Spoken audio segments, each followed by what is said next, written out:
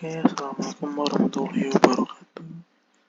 Perkenalkan, nama saya Tegar Wicaksono dengan NIM 227023130. Di sini saya akan mengolah data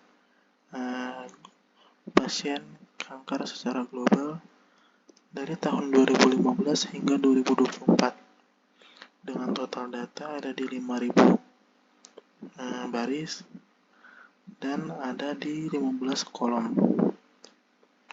Oke, langsung aja kita olah data dari sini. Di sini saya menggunakan library dari Panda, NumPy, Matplotlib, dan Seaborn. Selanjutnya kita upload datanya menggunakan file CSV dari dataset yang tadi. Kita load.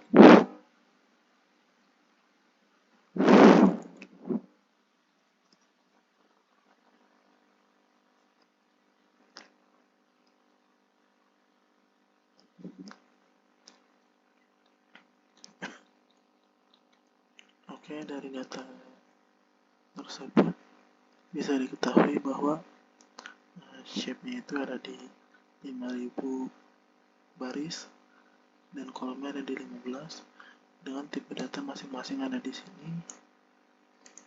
Pasien ID menggunakan objek, age menggunakan integer, genetic list menggunakan statistik deskriptifnya. Pasien ID ada 5.000 baris dengan 5.000 key unique, yang artinya ada 5.000 ID berbeda dari setiap pasien. Di age ada 5.000 dengan rata-ratanya ada di usia 54 tahun. Country region-nya ada 5.000 negara, ada 5.000 baris dengan data yang berbedanya ada 10. Tertinggal di Australia, frekuensi ada 5.092 dan lain-lain. Cancer type ada di 5.000 dengan unique key-nya ada di 8 dan tertinggi ada di kolon dengan frekuensi 6376. Stadium kanker ada di 5.000 baris dengan unique key-nya ada di 5, tapi ada di stadium 2. Oke, selanjutnya ada di sini.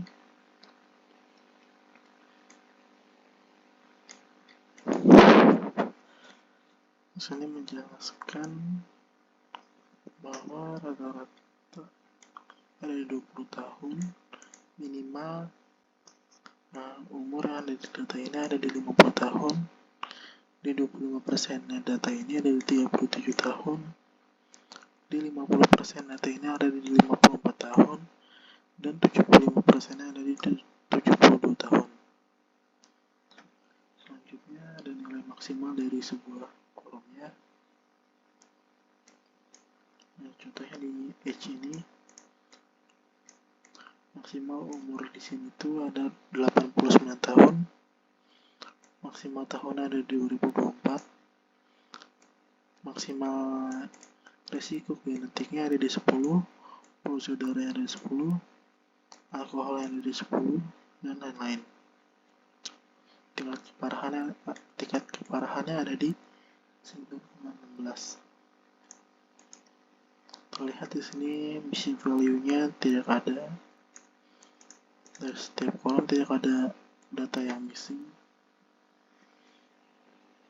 Di sini ada distribusi umur pasien kanker. Di sini terlihat umur pasien kanker dengan jumlah datanya, jumlah pasiennya. Di sini ada distribusi jenis kelamin pasiennya. Untuk laki-laki ada di 33,6%, perempuan ada di 33,4%, dan tidak diketahui ada di 33%. Selanjutnya ada di distribusi jenis kanker. Di sini ada beberapa jenis kanker. Di sini ada beberapa stadium kanker. Di sini 15 negara dengan kasus kanker terbanyak itu ada di Australia, UK, USA, India, Germany, Rusia, Brazil, Pakistan, Cina, dan Kanada. Tren kasus kanker per tahun terlihat dari data tersebut. Di tahun 2016 jumlah kasusnya tertinggi ada di sekitar 5.090, dan di 2022 cuma kasus kankernya paling sedikit. Ini matriks korelasi antara faktor risiko dan variabel lain.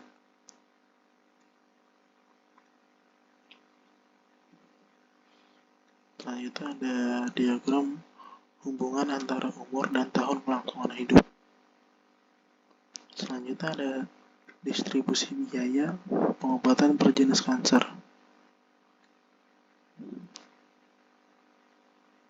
dalam USD. Selanjutnya ada distribusi dari penyebab kanker. Ini ada di distribusi dari penyakit genetik, kualitas udara, penggunaan alkohol, merokok, obesitas. Di sini ada diagram kelangsungan hidup berdasarkan stadium kanker. Selanjutnya distribusi target keparahan dari kanker. Ini box plot keparahan dari kanker. Di sini ada perbandingan penyebab kanker dengan tingkat keparahannya. Di sini ada faktor genetik dengan tingkat keparahannya ada di sini. Ini polusi udara dengan tingkat keparahannya, penggunaan alkohol, merokok, obesitas. Selanjutnya untuk datanya kita akan bersihkan dan menambahkan fitur engineering. Kita masukkan datanya terlebih dahulu. Data yang tadi kita load datanya.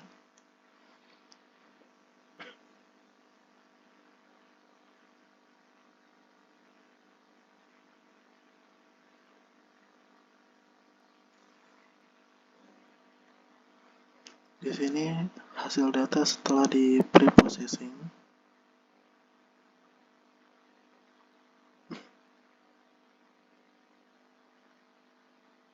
Di sini ada data yang melebihi dari rata-rata, ada di genetik, ada di alkohol, penggunaan alkohol, tingkat keberlangsungan hidup, dan lain-lain. Selanjutnya kita akan menambahkan fitur engineering dan membagi data dengan 80/20. Kita masukkan file yang tadi.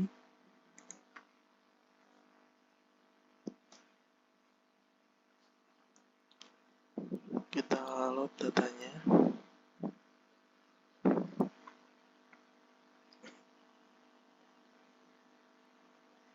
Kita latih modelnya dengan hyperparameter tuning. Di sini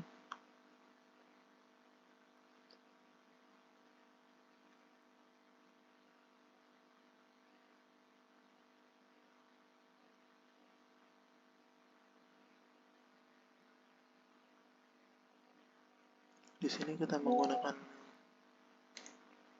3 model: Random Forest, KKN, dan XGBoost.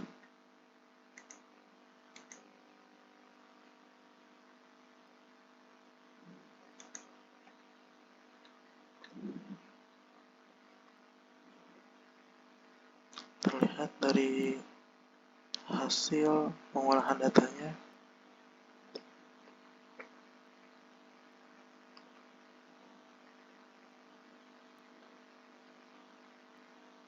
ini ada distribusi residual,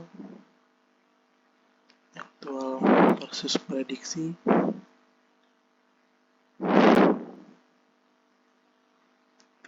sini ada menggunakan random forest, perbandingan metrik antara random forest, KKN, dan XGBoost dengan variabel MSE, MAE, dan R2 score.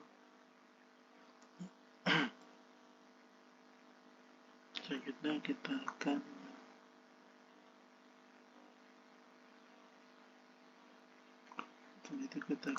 melakukan pengolahan data lagi. Di sini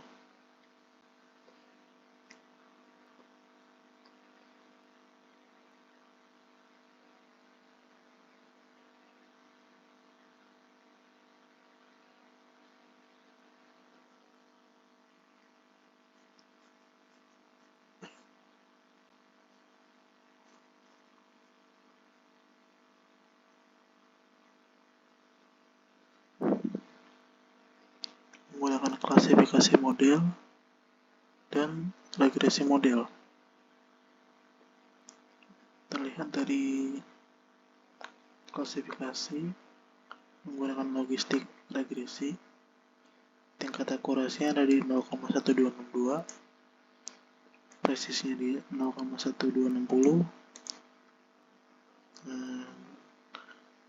recallnya ada di 0,1262, F1 score ada di 0,1184, dan menggunakan decision tree, tingkat akurasinya ada di 1246, presisinya ada di 1247, recallnya ada di 1246, F1 score ada di 1246. Menggunakan random forest juga seperti ini. Selanjutnya menggunakan model regresi. Di sini ada menggunakan linear regresi dengan variabel MAE, RMSE, dan R2 score. Nah, terlihat dari linear regresi, R2 score ini yang paling tinggi, yang artinya prediksi lebih aktual dibanding yang lain. Menggunakan decision tree dengan skor segini, random forest dengan skor segini, dan ini visualisasi kita comparison antara logistic regression, decision tree, dan random forest dengan variabel akurasi, presisi, dan recall, dan F2, F1. Terlihat dari sini F1 pada logistic regression itu lebih kecil ya, berarti tingkat akurasinya lebih sedikit. Selanjutnya ada di confusion matrix menggunakan random forest. Selanjutnya comparison menggunakan regression model. Di sini terlihat decision tree lebih unggul dibanding model yang lain. Ini regression model comparison dengan variabel R2 score.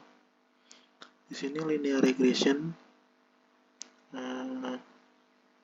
lebih unggul dibanding yang lain dengan poin 1.0. Selanjutnya kita akan train model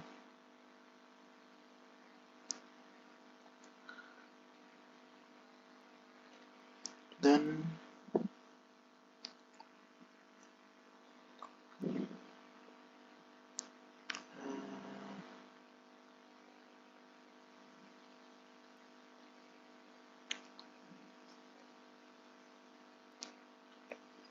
menginterpretasi hasil dari data tersebut.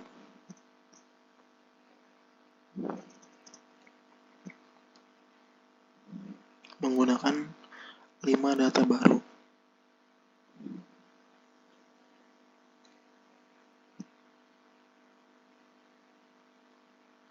Dengan mengambil dari 5 baris terakhir sebagai data baru.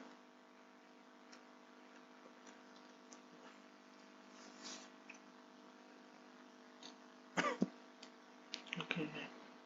Untuk 5 data baru kita membuat ada di kolom tipe cancer stadiumnya, prediksi tipe cancer, fakta tingkat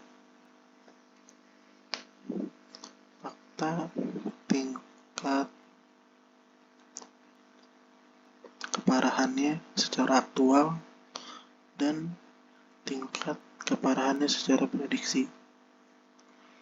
Terlihat untuk 5 data baru tersebut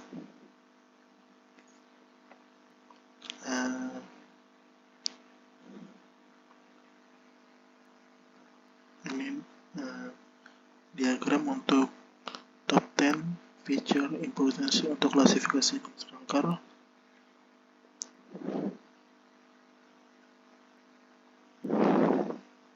Ini untuk tingkat keparahannya terlihat dari smoking ini menjadikan nilai tertinggi, yang artinya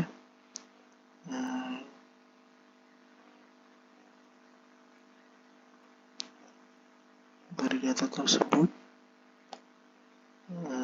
banyak yang menyebabkan dari merokok. Sekian dari saya. Wassalamualaikum warahmatullahi wabarakatuh.